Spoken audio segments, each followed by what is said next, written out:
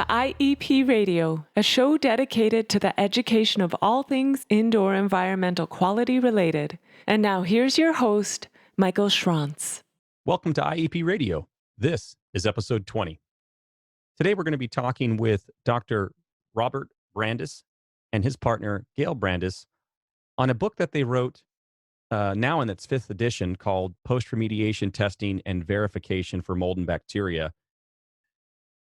It's a wonderful book. We covered it just a little bit on episode 15 when we were talking about clearance testing for mold remediation projects. But I have been really wanting to speak with these two for a long time. And given the current climate and pandemic of COVID that we're dealing with, we're going to actually mix a lot of that current situation into this book, and really how this book is really valuable for a lot of the IEPs and even remediation companies in the industry. To give you a little bit of background, Gail Brandys is the president of Occupational and Environmental Health Consulting Services in Las Vegas, Nevada. Gail has a master's degree in the Industry Safety Management from Northern Illinois University and a Bachelor of Science in Secondary Science Education from the University of Delaware. She is a retired certified safety professional, certified indoor environmental consultant, and an Illinois licensed asbestos, lead, and radon professional. She has been involved in safety and health consulting for industries and institutions for over 30 years. She is responsible for developing safety and environmental programs and conducting training sessions for client companies in both English and Spanish on a wide variety of topics. She taught EPA-accredited asbestos training classes at Chicago area colleges, universities, and private institutions for over 25 years. Dr. Robert Brandys, her partner, also works for the Occupational and Environmental Health Consulting Services in Las Vegas. Dr. Bob, as we call him, has a PhD in Environmental Safety and Health, a master's in Public Health, and a dual undergraduate degree in Thermomechanical Engineering and Environmental Engineering. He is a registered professional engineer in Nevada and Illinois. He held the credentials of Certified Industrial Hygienist, Certified Safety Professional, and others for many decades prior to his retirement in 2013. He has over 40 years of experience in contaminant control in clean rooms, drug manufacturing, moldy buildings, asbestos abatement, and residential radon. For the past 5 years, he has been working with the National Institute of Health, researching the effectiveness of HEPA-filtered equipment in the hazardous material remediation industry. He has authored numerous publications on chemical safety and microbial control for hospital and healthcare manufacturing sectors, as well as the mold consulting and remedial industries. Between him and his partner, Gail, their latest books are In-Field Test Methods and Reference Standards for Portable High-Efficiency Air Filtration Equipment, Worldwide Exposure Standards for Mold and Bacteria, now in its 10th edition. The book we'll be talking about today, Post-Remediation Verification and Clearance Testing of Mold and Bacteria Remediation Projects, and now in its 5th edition. Global Occupational Exposure Standards for over 6,000 chemicals, and the International Indoor Air Quality Standards for over 2,000 chemicals and biological materials. We could go on with the accolades with these two. They are a powerhouse of information and passion, doing the job the right way through the science and reasonable, practical approach that we need to do in our field on a regular basis. Well, everybody, you know, it's an interesting time.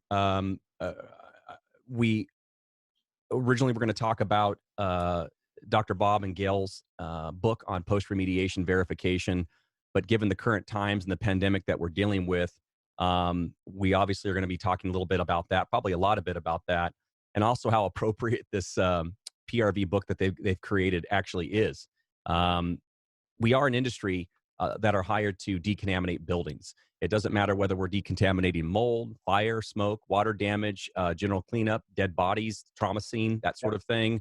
We are charged with doing a job, which is cleaning. One of the questions, and there are many, that has been posed is, what's adequate? There's a lot of stuff out there, people saying do this, do that for testing, for cleaning, but really how do we know its effectiveness? Because somebody told us it? Is there any testing being done? Is that testing appropriate for the question being posed in the first place? It's a really challenging question, and there's more to come. And to help me with this discussion, I'd like to introduce my two special guests. to the show. Welcome, Dr. Bob and Gail. Thank you, Mike. Morning. Good to be here this morning. Yeah, considering. It really is probably the most perfect time to be talking about this. Right. We've had other instances of infectious organisms going around, but nothing as virulent as this. So I would hope that this would be the time where it really hits home with people that, hey, you really need to pay attention to this. You know, I think it's somewhat important to give some history about this book and why we wrote it. And it goes back, 12 years, 10, 12 years now, when our industry was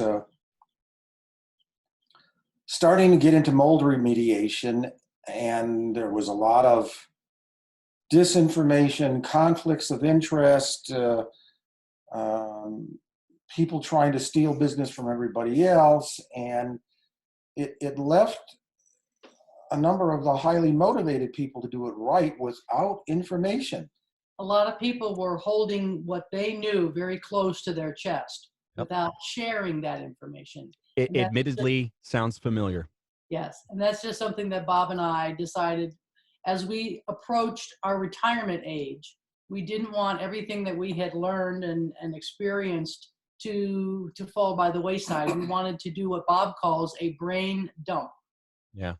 Well, that brain dump, I don't even think that adequately states the power of this book in front of us is amazing. And so keep going, guys. The history is relevant in how it was put together. So, the question of adequate cleaning, how do you know if it's clean? And my background is in the pharmaceutical and medical device industry. And those are questions we answered a long time ago. The space industry had to answer them. And I would hear people asking these questions, and I'm going, well, just look it up. This is not something that's a new area. This has been something that's been well researched for many, many years, and the methods for validating it and testing it and standards. And standards. And there clearly was a disconnect between people, maybe representing is not the right word, but people who profess to be a leader in our industry and what they were saying and doing clearly was a conflict of interest. We were at once a meeting about this, and the supposed expert up there was claiming that you don't need to take samples or anything like that. And, people go, okay, I guess this guy's the expert, we'll listen to him. And then after the meeting was over, I went up to him and I said, you and I both know that's a lie. When you go do a remediation job, you take hundreds, if not thousands of samples. What are you doing lying to these people? And his response was, well, when they screw up, I'll get more work. Wow. Yeah. And it's a wonder the public has a hard time trusting people or even justifying the expense to do it the right way, let alone the wrong way. Yeah. Yeah. So that's when we decided, we and a few other folks that were like-minded, were going to put our heads together and put together this post-remediation book, which now is in its 5th edition. That's right. I would argue that it's like an unsung hero story because, this certainly isn't a Tom Cruise talk where millions of viewers and whatnot, but what you guys have done here, just on this one book alone, let alone all the other things that obviously we know of that you have done, is so powerful because here's the problem. We're in this age of now. Yeah, I want it now. Of course, This COVID virus is going to remind us how maybe we need to pump the brakes a little bit and slow down. The point is that you're right. There's a number of examples we could give, but one is that even the people that mean to do right maybe got overwhelmed, and because you don't have, let's use the example, mold police to come in and stop that person at gunpoint to say you're not following a statistically significant approach, or you're misinterpreting, which is probably even more common, is saying comments that they're not even qualified to say, like, we tested your house, there's nothing here, you're safe. All of these things, there's no one to really govern that. And you guys took what I can't even imagine the amount of hours spent, but amassed, even if you dive into these chapters, which are rich in information, probably my favorite book on the shelf. This is kind of like the IEP / remediators Bible that they can go to help them create a testing criteria and approach, and even understand what PRV means. I mean, we go back to the simplicity. I love this paragraph in the beginning that you guys wrote. I'll kind of enlarge it here for the audience about it's a process. Even I got stagnant to that thought or to the opposite of this many years ago. Kind of went in with that robot tunnel vision, not realizing that there's so much more than just the results. The results are a part of the picture. You have the visual observations and everything that goes with it. And so really a manuscript, a Bible, to help people in the field try to get this right, and probably very appropriate when we're taking a look even today at COVID virus and how to disinfect, how to maybe even test. Well, one of the things that we found is there's no one way that's perfect in all situations. Right. So we had to give people choices. And then also, it's kind of a win-win for everybody. If everybody knows from the beginning what is going to be expected of them at the end, what PRV testing is going to take place, then it's a more of an even playing field, and people know how to bid the job, they know how to scope the job, and how to do the job, and then the PRV should go very, very, quickly and smoothly. So that was important for us. Yeah, the concept of process or process control is not a new concept. This again comes from the medical device and drug industry as well as manufacturing industry. That you in all of those industries you do some testing, but you can't do 100% testing. It's cost prohibitive and generally doesn't gain you that much. But in all of these processes, you design it so it's everything is under control. You get rid of the variables. So process control, even in our industry, is what makes sure that what we do gets done properly. Right. So yeah, it is a process, and it is a process of controls and standard operating procedures and standard methods. And when you follow all of those, it gets the job done right. If you just go in there, like I see on TV now, where these guys have a lawn sprayer full of, I assume is disinfectant, and spraying buses and streets and whatever, that's not process control. No, but it looks good and it sounds good. And it's almost like our industry deserves, I don't mean this quite so literal, but we almost deserve what we're seeing in terms of the people that seemingly aren't using the science, the rationale, the independent studies to verify efficacy, or just not even beyond the killing part of it, the physical removal. That actually is a good segue.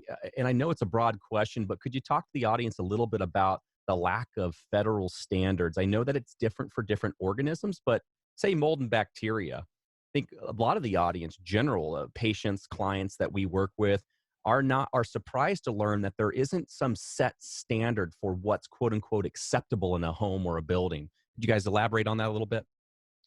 Well, it really depends where you are. If you're dealing with the special interests of the real estate industry, then there are no regulatory standards set by the United States. Globally, there are a whole bunch of standards, and that's all in our book 1 on mold and bacteria exposure standards. But if you move into hospitals or drug manufacturing facilities or medical device facilities or satellite or clean rooms, there's lots and lots of standards. Why that information didn't cross over to our industry just befuddled me from day one. I remember being in a conference, I don't know, 15, 20 years ago, and when they were just starting to talk about mold and bacteria, and the supposed professional up there went, well, there are no mold and bacteria standards. And I'm going, what are you talking about? There's a whole bunch of them. And this went on for years, and that is what motivated us to write the first book. Is that, look, this is a bunch disinformation. The worst case was a school district on the East Coast where a supposed certified industrial hygienist wrote a report about the schools and listed the mold exposure standard as 2,500 spores per cubic meter on what he called a generally accepted consensus standard. And I'm going, there isn't such a thing. This guy just made this up. Right. And you know, you have these parents looking at this, you have this school district looking at this, and none of them, of course, know that this is fake, but hey, it was signed off by a CIH. And I'm not necessarily critical of CIHs, but and I am one, but there's a lot of them that the money becomes the most important thing to them, and the ethics and science kind of go out the window. And one of the things that occurred probably 15 years ago, initially for a certified industrial hygienist, there was a code of ethics, and one of those code of ethics required you to stay up to date on current knowledge on mold, bacteria, chemical exposure standards work on a global basis. And AIHA and ABIH took that code of ethics out.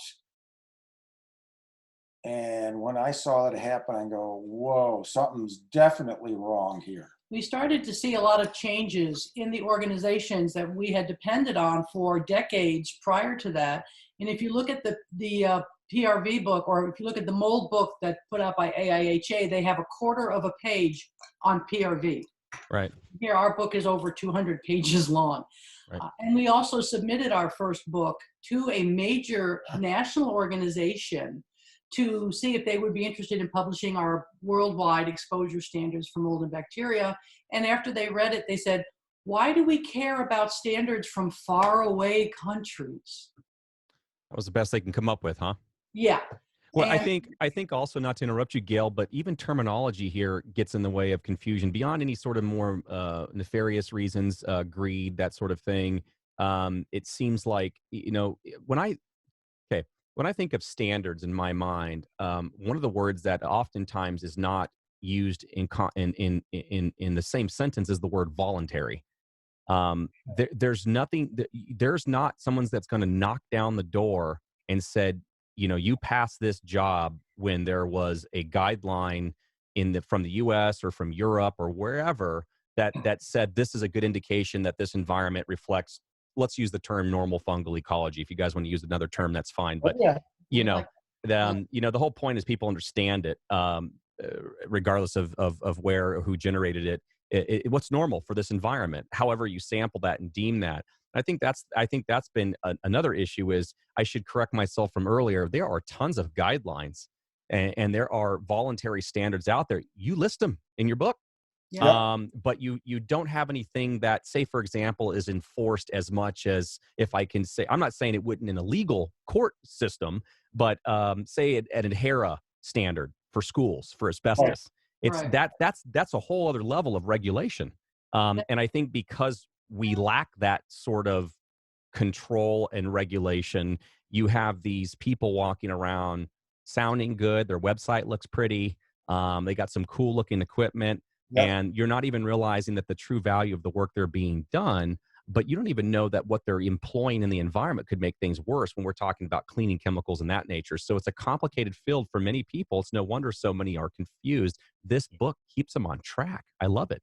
Yeah, we try and do that. What we found, you know, while going through this process is that you have to look at what motivates people. And many people in the United States who feel that the government is there when they're trying to protect you, feel if there's not a U.S. standard, then it's not an issue. Right. But as Bob said, you know, if we were to issue standards in the United States, then a lot of the slumlords out there would be in deep doo-doo because their buildings do not comply. And Yeah. that's something that's not acceptable at certain levels in the government. But if you look at other countries in Europe, for example, that have socialized medicine, and every, dollar that pays for somebody being sick comes out of the federal till, they want to keep people healthy. Right. So having standards, enforcing standards in those countries is a proactive approach. Yeah.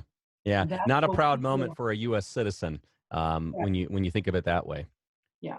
So I know we're going to be jumping around a little bit, and I hope you guys are okay with the nature of it. COVID-19. I mean, obviously a hot topic right now. Wondering if you can kind of educate our audience a little bit about your knowledge and background on that particular virus, maybe a little bit about exposure considerations, and I guess really the pearl is applying how this book could maybe be used high level to help folks that are out there in the field doing the cleanup and even the testing. Well, Bob has a master's degree in public health. Okay. So he has a very good eye concept and has had just entire courses on pandemics. Sure. And when they first started to allow repatriate citizens from China to the United States, and they were using fever as the qualifying factor to quarantine those people, Right. Bob said, people can be asymptomatic, people can be pre-symptomatic, and they're letting them back in the country. Yeah. So from that moment, Bob knew that we were not taking the right course. Yeah. This whole COVID-19 thing, at least in the United States, couldn't have been played out worse. Standard infection control, viral control science was not followed, was not even discussed. And, I could sit back and go, guess what? This is exactly what's going to happen, and we would tell our friends that, and sure enough, that's what happened. I'm disappointed at what is happening, but at the same time, we received a call from you and from a number of other organizations looking for help. What should we be doing? How should we be doing it? And we've been working with them. Why wasn't this talked about earlier? I think part of it has to do with, if you're not killing people, you're only making them sick. Some people feel that that's not all that important. Mm.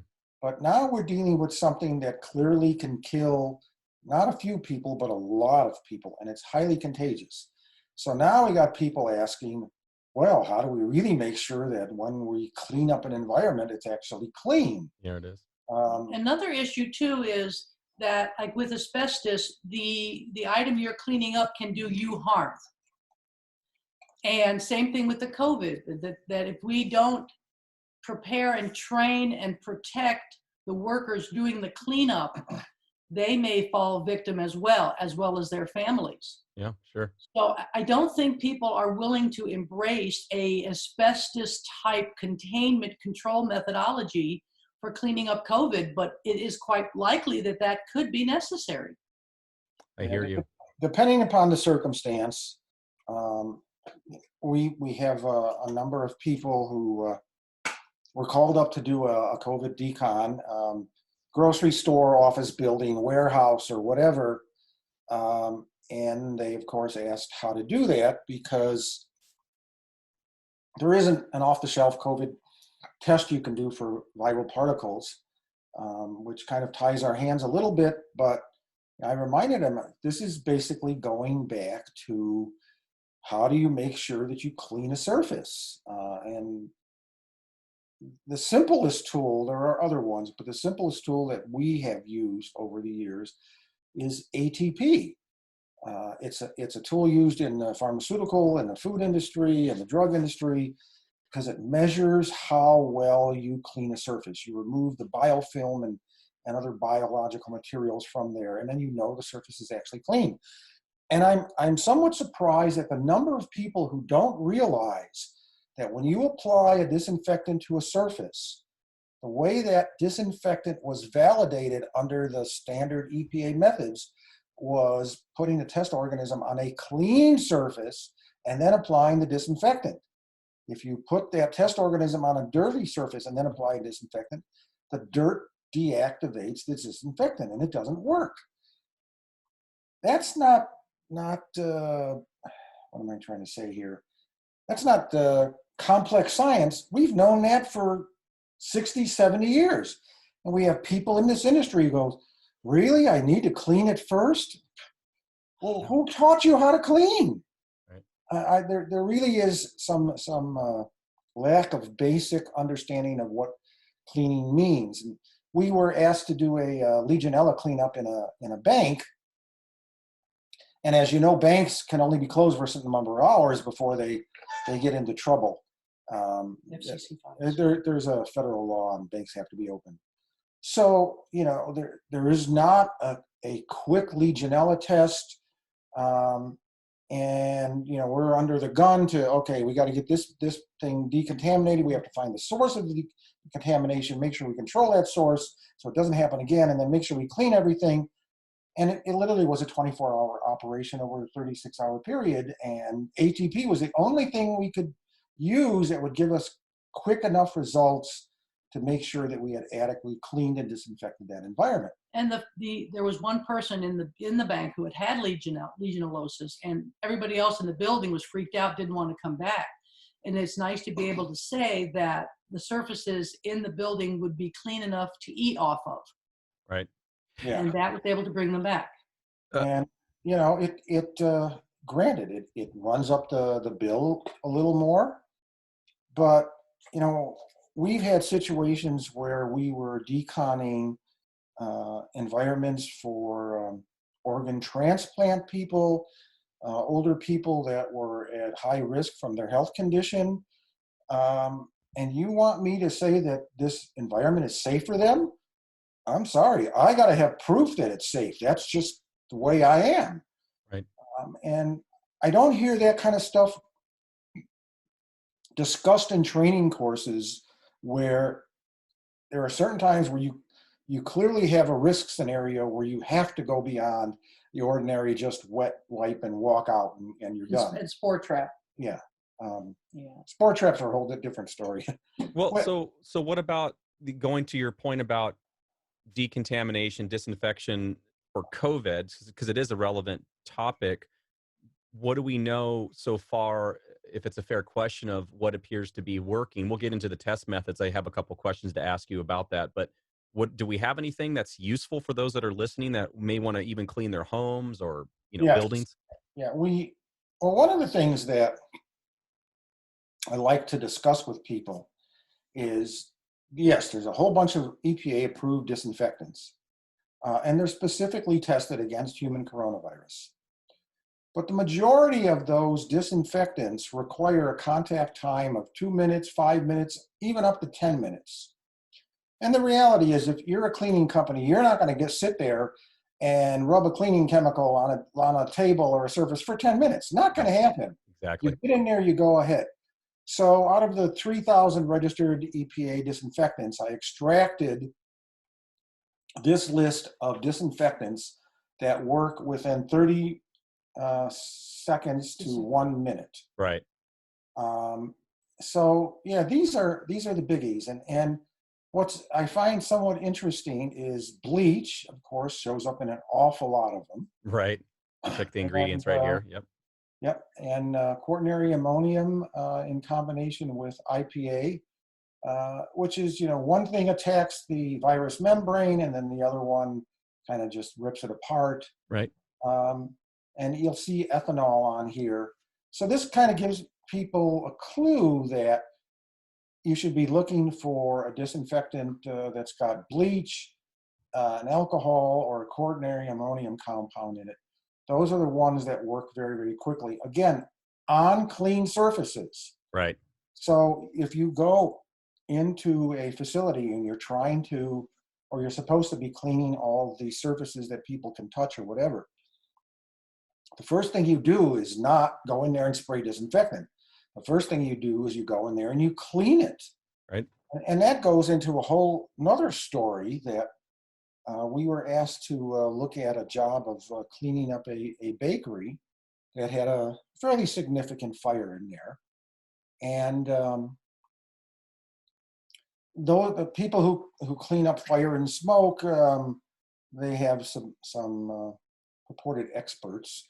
And the expert from, I won't say the other side, but he came there and I'm going, okay, here's your standard cleaning chemicals.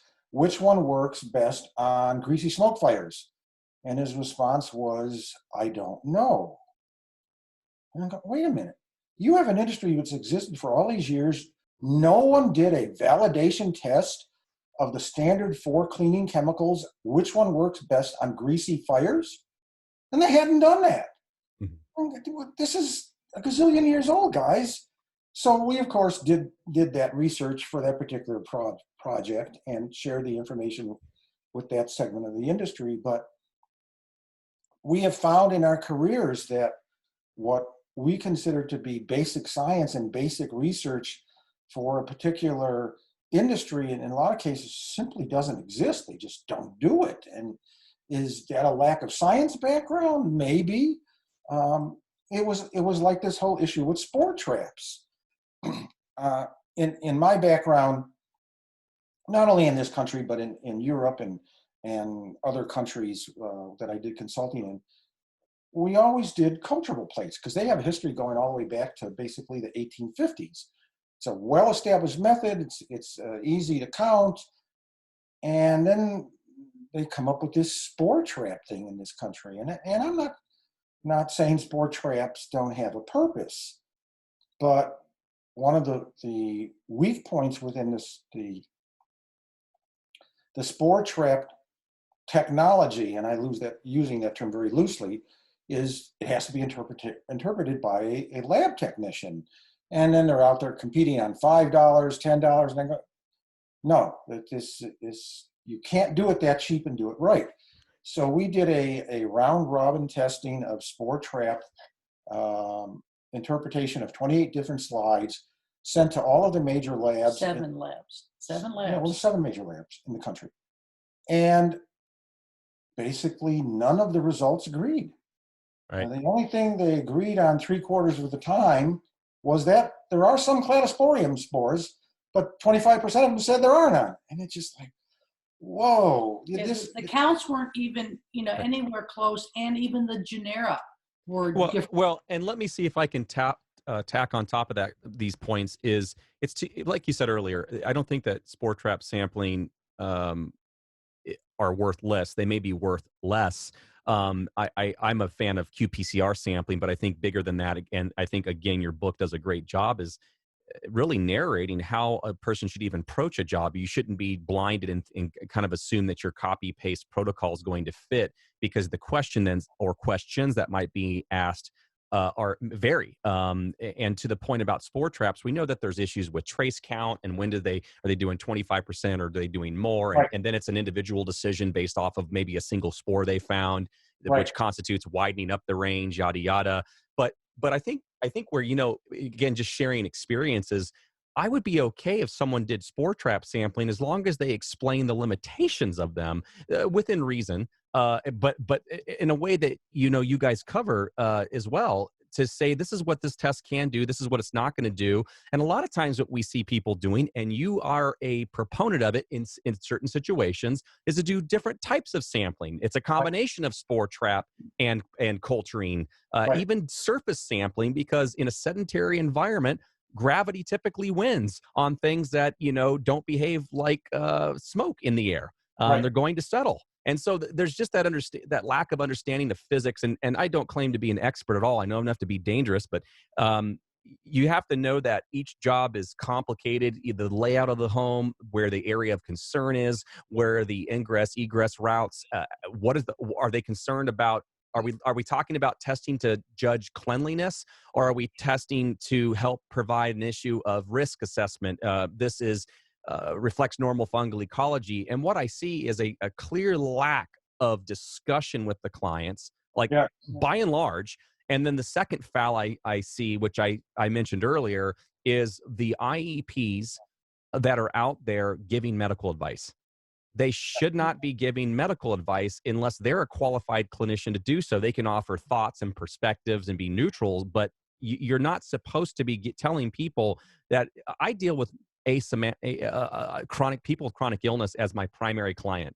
So the people that Gail mentioned earlier, when you guys were having that discussion about, you noticed that China was doing the screen and they were basing off of fever, and like Bob raised his hand saying, what about the people that are symptomatic? They may have other things going on. It doesn't include fever. I deal with people, my primary client are people that have some form of chronic illness where the standard healthy individual, as it were, may go through their whole life not ever understanding that they were having an exposure, and they may live what they think is a healthy life. Maybe one day when they're 80, they have a disease or a cancer, and they'll never be able to tie it back to the moldy basement that they were living in for 20 years. But my point is that a lot of the sampling and the protocols that are being done typically aren't even directly being made on account of the questions that are being asked. They're being done because of greed, and it's a quick in and out. And your book, again, I'm not trying to shamelessly plug this thing, but it does such a great job redirecting the focus on what's right for the industry, what's right for the clients. Yeah, we think that more testing actually can protect all the parties involved. One great example was a basement, what they call a garden apartment, in a building that was being finished up as apartments. And they had a mold problem in the basement floor. They had a flood. So the contractor came in, took out all the cabinetry, and cleaned everything up. And we came in to do a PRV before they did the build back. And we did some, spore traps. And one of the major Achilles heels with spore traps, in my mind, is the pen asp. Yeah. You get one number, pen asp. Right. So they had a fairly high pen asp with the pre-abatement work that we did, or the testing. And then after the PRV came back, the pen asp was higher. Mm-hmm. And we're like, well, we have the culturable testing results are going to come back in a few more days. Well, the homeowner got so upset. He called up the abatement contractor. He just tore him a new one. He said, I'm not going to pay you. You made it worse. And then when we got the culturable back, there was a particular species of penicillium different than what was present beforehand. Right. It had popped up because somebody had stuck a nail through a PVC pipe upstairs and started a new water intrusion that was coming in through his his attic area. And that was what was causing the problem. And if we had not done the culturable testing, one, we wouldn't have found the second problem. And two, that poor remediation contractor that was doing a very good job would have been fired and not paid. So everybody won because we did the additional culturable testing. The remediation companies are standing up in applause for you right now, Gail. Yeah, we had to go through that place, and we said, look, there clearly is something here. So we started ripping out the ceiling below the kitchen and the bathrooms, and finally got to one bathroom, ripped it out, and then all this water fell on top of me. And I go, yeah, this is where your problem is. I got a question real quick. I want to dig a couple more chapters into the book that I think are beneficial for the audience. But before I do that, I wanted to ask you guys a question. Correct me if I'm wrong on this. My understanding about COVID-19 is it doesn't have any ATP, of course, and so you would be doing ATP testing as a surrogate, much like some of the the spore-forming bacteria that has been used as other surrogates to test for things that you otherwise can't commercially test for. Is that the idea behind the ATP testing? If you're talking about a commercial building, for example, that someone just cleaned? The ATP testing basically measures the effectiveness of your cleaning, and once you know that the surfaces are actually clean, then you can apply the disinfectants, which we show here. I see. So you're talking about staging it. You're doing the debris cleaning first, right? Then you do the ATP to see how clean is clean, and that's when we have this discussion then about the products that we have in front of us. Right. Exactly. Got it. Okay. So how does that narrative continue then? How do we test the efficacy after that? Well, at this point in time, we really don't have a test available to do that. At least not that's widely that's widely accepted yet. I know there's a couple of labs that are working on some things, but you're right. There's nothing that's, you go on Amazon, you buy yourself a COVID-19 kit, to test for that sort of thing. Well, you had mentioned qPCR earlier, and that's recombinant DNA replication and a test method. And that's what the COVID-19 tests are. They're basically qPCR, where you replicate the virus RNA, and then you get it up to a high enough concentration where you can detect it. Right. And of course, there's a problem with that, right? There's nothing wrong with that. Could you be doing nasal swabs on a surface? Sure, you could. It's a little more important to deal with people right now. Right. long term, if one wanted to be able to validate that there is no viable COVID-19 on a surface, yes, the technology exists to do that. It's just that it really isn't widely available at this point. Right. Yeah, we have indicators. I'm not to get into it right now because it's really under development, but looking at ways to test again as a surrogate, different sorts of viruses that are not corona or COVID, I should say, that have similar morphology, enveloped, that sort of thing, or have a membrane on them. And how you can reduce them. And the other issue is the concept of, maybe we can tailor into this, is the concept of you're trying to reduce the numbers by orders of magnitude, by logs. Right. I think, don't get me wrong, I'd love to tell everybody that they can go into a building and it'll be COVID-19 free. Viable or non-viable, let's just say total, it's just free. But I think realistically, the issue here with exposure is similar to kind of that NIOSH chemical thing of like dose and duration. We're looking to lower the dose as much as possible, but I don't think anybody could claim that they would walk out of a building, even if they did 2 or 3 rounds of this cleaning regimen, if you will, and guarantee that there's not at least one, let's call it a non-viable virus or cell in that building. So I think where I've seen some people with confusion is there's not really a set number. We're right back to the book where there's not a set number that says if you have only 100 cells of this virus per whatever unit of measurement, that you have nothing to worry about.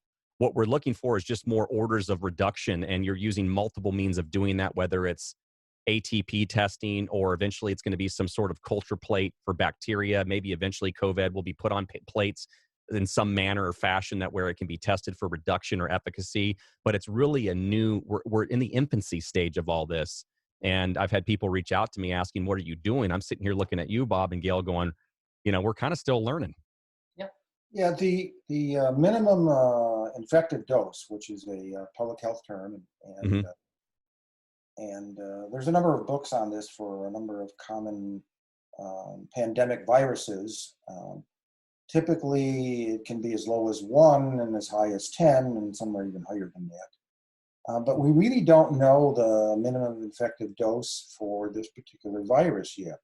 Right. However, if one looks at it from a public health spread viewpoint and the efficacy of social distancing, it certainly appears that the minimum effective dose is in the single digits. So someone walks into another one's, this is actually kind of a funny thing here because it works right now. But if somebody walks into someone's cough zone or their sneeze zone, and let's just say there are 10 COVID-19 viable viruses in the air, you're telling me that there's still a potential chance. I understand we're not holding you to it, the chance of getting it. But if that number was 100 versus 10, right, they'd have more of a chance, an order of magnitude higher chance of getting that virus just by the simple numbers. Yes, absolutely. Okay, right. And there is some health data that kind of begs this question, in that we know there are a number of asymptomatic people that are virus spreaders. Yes. And then on the other hand, if we look at healthcare workers in the hospital, even given the fact that they're very young, they come down with it, and in some cases they die. Well, clearly the dose that the healthcare worker got in the hospital would be orders of magnitude higher than a person might be exposed to within the exterior environment or from other people. Absolutely. So that clearly says that it's likely that a lot of the asymptomatic people got, if you will, a COVID vaccine dose, and their body recognized it very early and was able to deal with it, even though they were spreaders. On the other hand, if your body gets swamped with a huge dose up front, your body can't handle it. Right. And that is, again, indicative of something that's got a very small infective dose. So, but your comment about the environment being free of COVID-19, Actually, novel. Yeah, I guess it's Right. novel coronavirus, Yeah. CoV-2. COVID is actually the name of the disease, so Right. we probably should call it novel coronavirus. Right. That question has come up over the years where people want a contract saying that their environment is going to be mold-free after it's done. And I'm going, no, there isn't anything like that. Not on the earth, or even in space. Right, even in space. And Another interesting topic, by the way, that we could have on another time. I know what you're referring to. Keep going. So we go, no, we're going to get the mold concentration or bacteria concentration down to a level consistent with normal fungal ecology. And, they throw the term out, normal fungal ecology, out there.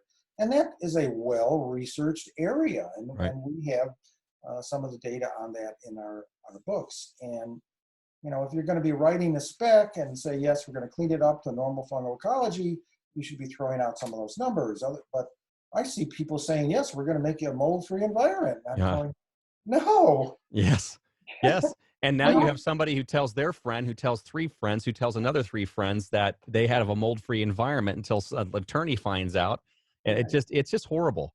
Well, we find it a lot more comforting to be able to say to somebody, these the levels in your home are below what the World Health Organization says is acceptable. Right. I mean, it's not what I think. We're talking the World Health Organization says blah, blah, blah.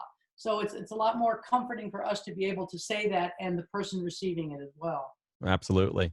Absolutely. One of the chapters I found really interesting too, that was helpful. It kind of just helped validate some of the conflicts that I had with how do I treat a client differently from another client. Everybody wants to buy the Lexus version of the test, but until they hear the price. And then it's a matter of how hard you push the value of the service. And that goes right back to where's the guidance. Chapter 5, post-remediation verification levels. Wonder if you could just talk to the audience for a few minutes about kind of high level what the point of these different levels were and how it can help the IEP in the field. Well, we wrote that chapter with the perspective that there are some remediation projects you can do that are fairly simple and straightforward because the conditions that exist in that building are not conducive to mold amplification. And those are the visual inspection and visual inspection with documentation. And then give an example. Like a garage. Well, a garage or basically a building that is constructed of inorganic material. It's a concrete block building or a concrete block garage or a steel stud building with dense glass on it rather than paper. So the materials that are in there, mold simply doesn't grow on them within the conditions on this planet. So in those cases, you clean it up, visually clean, and you can write some documentation. This is what I did, and that's good enough. Levels, You check your relative humidity and moisture levels in the surfaces. Right. Once we get beyond those things that don't support microbial amplification, now we're dealing with surfaces that mold clearly can grow on, or bacteria can grow on, and we need to have some level of insurance that we actually did a good job. And that's where you start getting into testing of the surfaces to make sure they are actually clean and disinfected. Right, where it's not just visual anymore. Now or even real-time measurements. We're looking for numerical evidence to support and it's our not findings. different levels of cleanliness. We want the same level of cleanliness in all of the different levels. Well said. But it's the amount of verification. That's right, to validate that finding. Right. Yeah. So it's the assurance level. That's where the different levels of testing come in to make sure that you cleaned it properly. Yeah. What level of assurance do you want for this particular conclusion? Right. And, if you're in a hospital and you're cleaning up, let's say the patient waiting room area, that's one thing. But if you now are in the ICU or the OR, you really have to have some proof that you actually clean those areas. Right. And we've been involved in projects like that. And yeah, a clean room or an OR or a sterile drug filling operation or implantable medical device, same thing. You have to follow the standard industry practices and protocols for assuring that those environments do not have significant levels of potentially infectious organisms. And that's what sterilization and disinfection or high-level disinfection, it's an order of magnitude reduction of a test organism. Right. There are standard test organisms for doing that. But all of these EPA disinfectants, they're basically tested to get a two order of magnitude reduction within the test organism, or 99% reduction. But it certainly isn't 10 to the 6th reduction. It's not sterilization. It's not even high-level disinfection, which is 10 to the minus 5.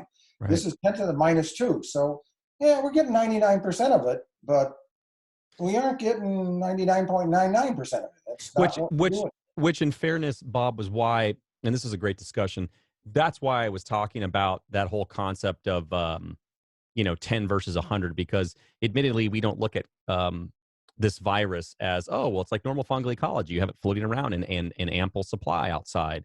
But by the same token, I think there's got to be a reality check to say, yeah, there's all these proactive things we're doing. We're doing the social distancing. We're obviously trying to wash our hands. All of this is actually old news to a lot of everybody that are listening. But you're not going to solve. I don't know that you're going to solve world peace with wiping down your surfaces the way that you've described, which obviously I agree with, and have some guarantee that you're not going to have an exposure. It's about reducing the potential for your exposure. And it's also about not freaking out at every turn. We just are dealing with the reality of the world that we're living in right now. And you do the best you can to social distance, keep to flatten the curve. Everyone heard that term now.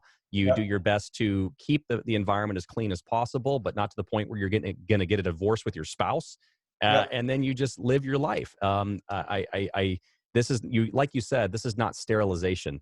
This is cleaning and doing a really good job. Heck, I'd say a lot of homes need this regardless of the virus in question. Yeah, I think the social distancing is so important, because what we find that this particular novel coronavirus is in some ways a perfect storm. Right. A lot of times, if you have a very virulent organism, in many cases the person who gets infected becomes ill very quickly and gets kind of pulled out of the community and the local environment. Yeah. Right. But with this particular COVID illness, a lot of people, again, are asymptomatic. They're somewhat highly infectious, and they're not taken out of the system early enough because they're walking around asymptomatic or pre-symptomatic. And that is, again, the perfect storm that's making this such a difficult item to control. So the social distancing, I think, is really going to save us. That's the thing that's the pivot point. And chapter 7, you talk about how clean is clean. I again, just a shameless plug for the book, because it is rich and it kind of covers these concepts as how do you even establish what's clean? How do you develop a hypothesis of saying what you're going into, what your expectations are? What about the one that intimidates me the most, chapter 8? I will be the first to admit, I don't think except for maybe a hospital job I did many years back, I don't think any of my jobs were statistically significant. We're using a 90% confidence level, 10% margin of error. I would argue that what I have done a really good job is stating it as such. It's limited. It's not this. This is why we're doing it. It's judgmental sampling. And I'm not saying that to be proud or that it's a convenient issue. The problem is that unless I'm willing to charge $500 to do a statistically significant test, let's say there's 2 containments in an average home that's worth $200,000. Right. People are not going to pay for that. End of story. I have no idea what it even means. Yeah, right. Well, that too. So here we are with the question is what can you offer? This chapter to me is probably, I say it's intimidating, probably was the most valuable. I have the most marks on that chapter, because it's so important to understand, so that you can at least educate your client, if nothing else. What are the pearls that you want to tell the audience to take away from this? What are you hoping that they're going to learn in reality about statistical let me sampling? give you a little bit of background on this particular chapter. Way back in the mid-1970s, after the United States finally was the last country in the world to have occupational safety and health standards, there was a lot of chemical exposure testing going on, and to test whether you complied with the OSHA standards. And people are going, well, okay, so how many tests do you need to take? And so NIOSH did some research and developed statistical techniques for small set samplings, which is what you do when you do industrial hygiene. Because you don't test everybody, and you don't take tests that go on and on and on. You take a few of them. So that's where this data came from. In many respects, what we're doing when we're testing for mold and bacteria, or in some cases in the future, we'll be testing for viruses. You're doing small set sampling. And what are the statistics for doing small set sampling? And we put that in here, and in the conclusion of going through all of this machinations of mathematics was the minimum number of samples you got to do is 3. And if you're doing a little better, you do 6. So what we do 3 total spore and 3 culture bowl, and that's 6 samples. So whatever we gain from all that information, it's statistically significant information. That's indoor. And then you got to do an outdoor control. But we're not saying, okay, if you're going to go do a building, you got to do 1,000 samples. You don't. Given the geometric standard deviation of what we know about mold concentrations within the atmosphere, and this again is well documented in literature, we know that when we're dealing with mold and bacteria, that if we do half a dozen samples, we're good. Right. And that's what the point of this chapter was. And I don't think a lot of people grasp that, because you have these insurance companies that we want you to do PRV, 1 sample in, 1 sample out, and say whether the building passes. Say goodbye. And we just next. No. And I have a problem with that. Is who does the insurance industry think they are, asking someone to sign off on something based upon bad science? And instead of our industry and our professionals going, no, you're wrong, I will not do this, there are people who will do it. And what they sign off on is absolutely meaningless. Right. So very little data, and even less because of how it's sold. I mean, to the audience, what Bob and Gail are talking about in this chapter, I mean, it is well documented. I'm holding up a section on one of the graphs that he's referring to that kind of shows some of these, number of samples and gives you this kind of confidence level. The other thing I love about this chapter is that you're able to play around a little bit. You say you're in a situation where number of samples are limited due to budget constraints or something, that you offset that with your own testing criteria. Well, maybe then it needs to be 20% of the pass-fail criteria versus 50% or 60%. And I've been able to take good advantage of that particular issue, which again helps protects the client, protects me, because I'm very strict when it comes to my test. That's why it's not going to surprise you. A lot of mold remediation companies don't like to use me because they know how strict I am, because I'm not just a simple pass person. Give me my money and I'll pass you. It's not that. So you're doing a job. So it's the narration that you put in chapter 8 is probably if there was one chapter the IEP needs to read for the sake of the client and their own understanding, it's this, because what it'll do is it'll open up. It'll be one of those light bulb moments where like, oh man, I need to change a lot of things in what I'm doing, or at least change what I'm writing in my report, because what I'm writing in the report is not what I'm technically giving these people for the money. Another issue that kind of ties into that is the issue of, if you're doing it under negative pressure, should you do your final testing with the NAMs on or the NAMs off? Mm-hmm. Yeah. And that's a very debatable issue. But one of the things that Bob kind of dodged a bullet on this one is to say, if you are going to test with the NAMs on, you have to have much more stringent criteria than when the NAMs are off. So that helps to somewhat alleviate that issue. Yeah, you're right. That I'm glad you brought that up, Gail, because that particular topic is an important one that you hear a lot of people talking about. And I'm actually, I think it boils down to, again, the methodology. What's the hypothesis?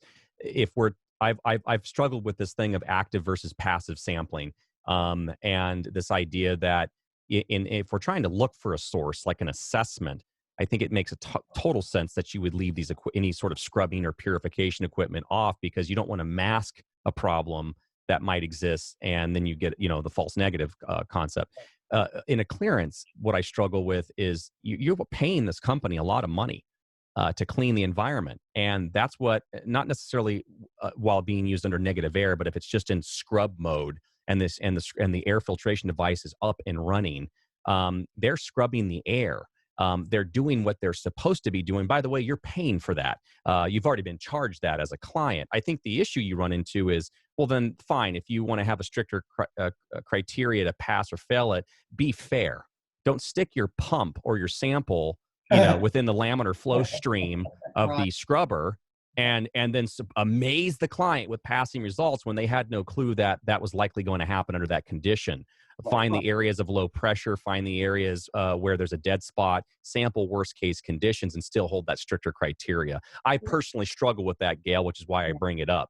Another thing too is let's say the contractor is there, the remediation contractor is cleaning up what he was told was contaminated. Okay. And then he says, I want it to be tested when the NAMs are on to show that I cleaned those areas that I was asked to clean. Okay, so they pass the clearance testing and he feels vindicated. Then let's say we take everything down and it's back to the normal occupancy level of the building and airflow. Okay. And then you do some testing and you find, oh, the levels are up. You know that's because of some other source. Right. It's not the fact that he didn't do his job right. Right. I can see where the contractor would want to do it with the NAMs on to show that he did what he was asked to do. Right, Gail. So it's a point. This thing really what involves is trust, because as long as no one's taking advantage of anybody, and that's really the issue, is people worry about that, is right. that makes sense what you just said. We're just trying to be reasonable for both sides. You didn't hire that mold remediation company, using this example, to gut the entire house. You didn't you said, I wanted you to deal with the kitchen sink cabinet that had a leak underneath it. If they have a crawl space underneath their home, yes, and there's a known mold problem, the company is going to have to use certain engineering controls and processes to protect their scope of work, which obviously isn't the perfect solution, but it's the most realistic one, because unless you're going to hand them a blank check, right, you can't hold them responsible for something that is outside of their scope. And this is the part I keep on, I don't struggle with too many people on, but I've had some really good debates with known people in the industry, people and and I think that there's not a struggle to disagree. The problem is there's just not a perfect process that's cheap enough for every homeowner to afford. And also, if you look at the bioaerosols book, which is another one of our Bibles, it says that after remediation, the space should be suitable for reoccupancy. Right. Now, if I have a plastic bubble and a scrubber running, as an IEP, I can't come in, test that space, and then say, once everything is torn down, it's going to be suitable for reoccupancy. No, you can only test to the question, which is, did the remediation company do a good job cleaning their containment area? Yeah. So that's where I think another conflict is that everybody's looking out for what is in their best interest. Amen. And it's as you said, there's no one perfect formula. Right, and to finish that example, Gail, just real quick, I think what could have been, this is all quarterback hindsight, right, is that IEP said, say, well, then we need to do 2 rounds of testing. The first round is going to focus on the remediator's work. The second round tests your actual question, which is this environment ready for reoccupancy? And that's exactly what we do for, like, in a hospital environment. Right. In an ICU environment, number one, we make sure the remediation contractor didn't leave stuff floating around, because then if you do take the containment down, you're going to contaminate the space. Yeah. And then we do testing when it's back to normal airflow. So we do both of those. We feel that's highly justifiable in the high risk environments. Well, let me just diverge here for a second to the COVID-19 question. Yeah. We've had that posed by a lot of people. should I be air scrubbing when decontaminating a COVID-19 positive environment? And that, unfortunately, is a tough question to answer right now. The general size of the COVID virus is 120 nanometers. Right. And that's kind of below the size of a standard HEPA filter. And it's been assumed for many years that HEPA filters will capture the smaller stuff. And unfortunately, the science has not validated that. And in fact, more of the recent science saying, no, that just doesn't happen. With the same level of effect. I mean, not that Bob knows anything about, filter performance. I'm holding up a book that he also created. But would you agree that certainly it's not 99%? I know there's upside down bell curves that show certain certain performance criteria of what would be a true actual HEPA filter with that actual rating. That being said, it's not like it doesn't capture any. It's just a question of, is it 20%? Is it 50%? Right. And is that good? That's better than not running anything. Like say someone has we'll say some off-brand portable HEPA filter unit in their home. The idea of running it is that, yeah, maybe it'll lower the total particle load in the home. Maybe the virus is attached on the back of a larger particle and thus will be captured. But to claim that it's going to scrub with 99.97% efficiency is flat out wrong. Right. Yeah, that's exactly right. And I asked that question to you, Bob, because I know you're way more qualified in this field. Have you seen our book 5? Yeah, he was just holding it up. Yeah. Okay. This one right here? So, yeah, we do recommend air scrubbing with the caveat that don't tell the client it's 99.97% effective against viral particles, because unless you test it with a condensation particle counter, you can't make that claim. Now there's a public publication. You know, I've been working with the National Institute of Health on the issue of NAM performance now for over 5 years. And we have a couple publications out, and we're actually working on the third one right now. And the third one is absolutely timely for this subject area, because we were comparing the nanoparticle efficacy of HEPA filters compared to the standard aerosol test. And half the time, these supposed HEPA filters really were not that effective against nanoparticles. Wow. And we'll be publishing that sometime in the near future. But as a perspective, this is not totally new information. The Department of Energy does a lot of research with nanoparticles at Fermi and Argonne and Lawrence Livermore and a lot of other places around the country. And I have a lot of friends in that group, and they have known for years that if you're doing nanoparticle research, you need to be validating your HEPA filters using a condensation particle counter.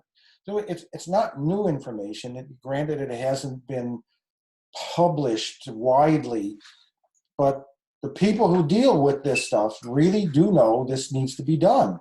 And our industry has been woefully slow at buying into testing their NAMs, which is not a good thing. And AFDs. All of Yeah, and we're kind of in a situation now where that could come back and haunt us. So, well, when you got and not to get into a lengthy debate with you, because I agree with you 100%, but kind of understandable why it is where it's at in terms of the industry and the lack of ability to check things in their equipment. You got a lack of again, two things. Number one, a lack of a mold police, and two, for the more innocent, although maybe gullible and ignorant, you have mold remediation companies out there doing the work, thinking they're doing great testing because they had an IEP come out there and do one spore trap sample that said they passed. That's all they know. To them, a pass is a pass is a pass is a pass.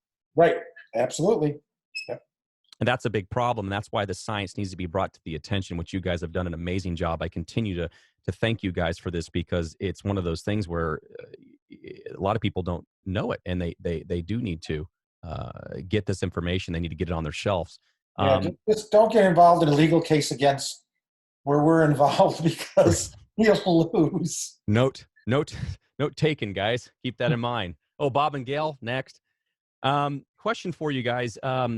Wealth of information. I know we could keep on going. Before I close today's talks, any other open remarks that you want to leave for our audience, whether it's COVID related to the book, anything that you think is valuable today? Well, let me just tell you a story about COVID, because it's got to play out in the next few weeks. In Washington State, there was a choir practice, mid-February? Yeah. And we're told coughing, sneezing, blah, blah, blah, it aerosolizes particles. Well, it turns out that if you're singing, you actually aerosolize a lot more particles. You don't hear that anywhere.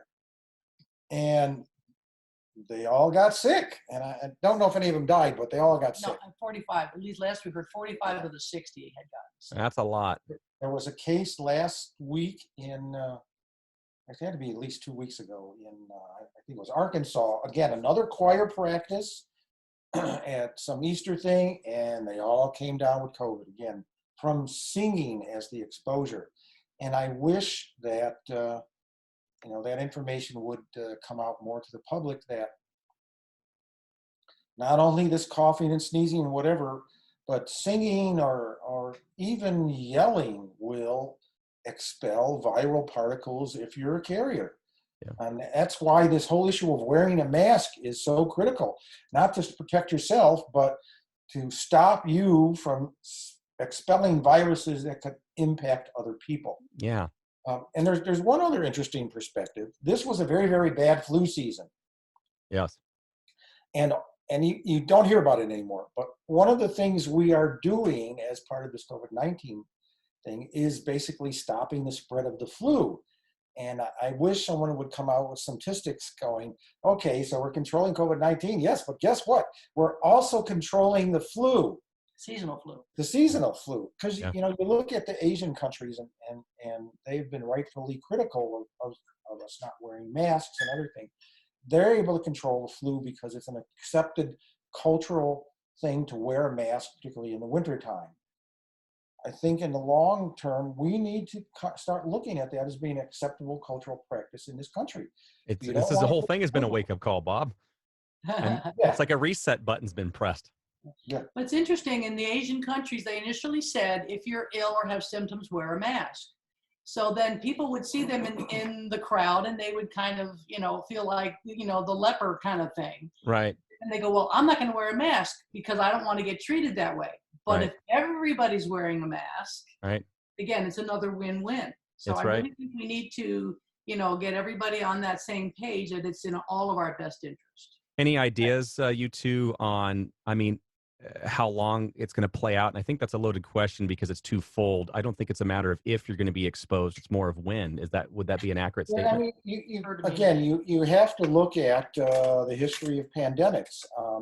And the most recent one that a few people are at least familiar with is the 1918 Spanish flu, which actually was the Italian flu is where it started, but they call it the Spanish flu because Spain was the first country to say, hey, this is a pandemic. Right. So they call it the You Spanish got to get all the credit, huh?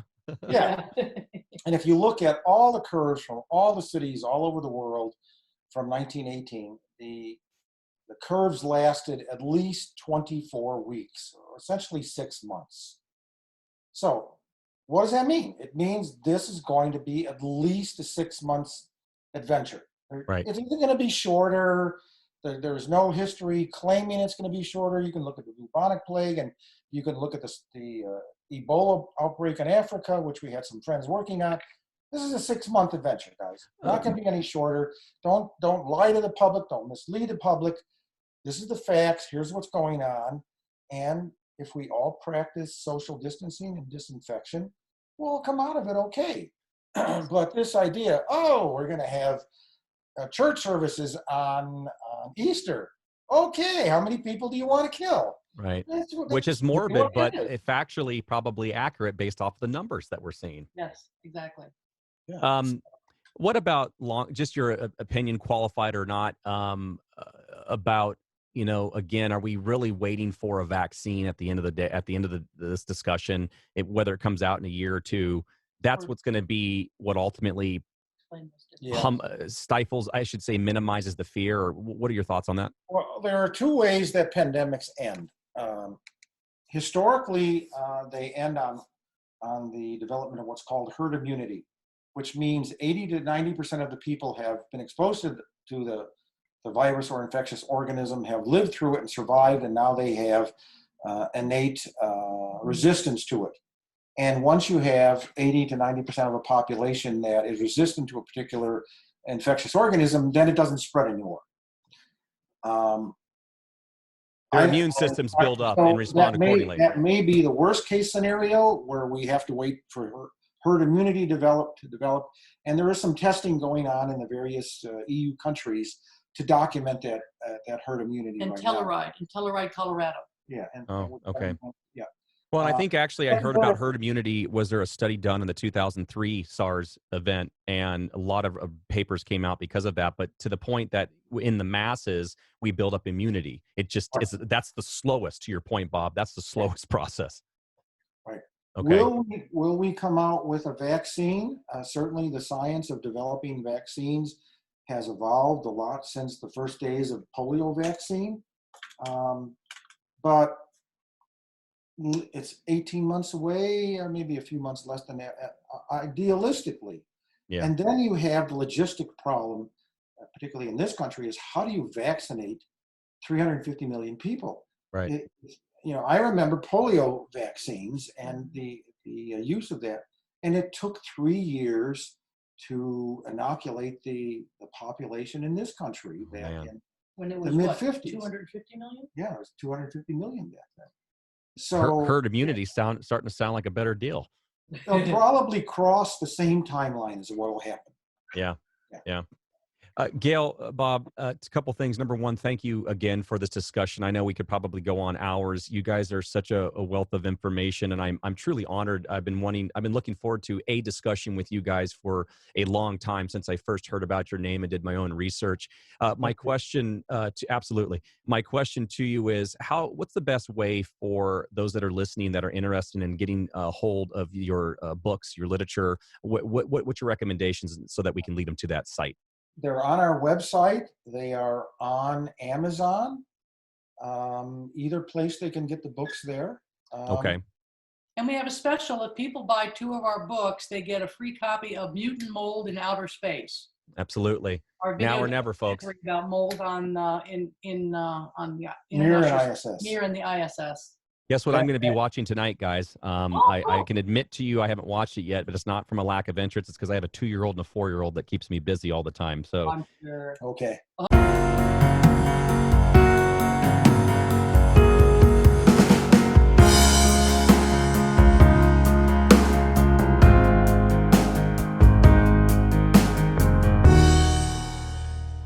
The content of this show is for informational purposes and represents the sole opinion of the host and its interviewees only.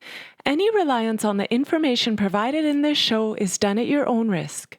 Additional opinions and/or research may change our current view of the topics spoken in this show. We do our best to minimize any inaccuracies presented and make legitimate efforts to back all comments with our own field experience, independent literature, or studies that support the topics discussed. This information should not be used to make conclusive decisions regarding your health or exposure. Ultimately, all questions and/or concerns regarding your health should be addressed by a qualified physician.